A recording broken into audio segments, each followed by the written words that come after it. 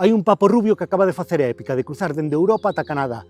Quédate aquí porque che vou a explicar como unha ave tan pequeniña acaba de cruzar todo o océano Atlántico para facer esta epopeya ornitolóxica. E pensar que un páxaro tan común para nós nunca fora rexistrado en Canadá. E agora centos de ornitólogos americanos andan abraiados co noso papo rubio, unha ave diminuta de apenas 14 centímetros que foi quen de cruzar o Atlántico. O máis probable é que unha borrasca forte durante a migración e ventos dominantes o arrastraran ao seu destino. Pero tamén hai outra hipótese, que este papo rubio se subira de polizón nun barco.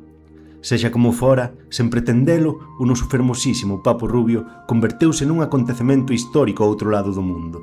E mentres nós o vemos todos os días no xardín, en Canadá, o papo rubio xa se convertiu en lenda. As aves poden facer viaxes extraordinarias, ás veces por elección, ás veces por accidente, pero sempre sorprendéndonos.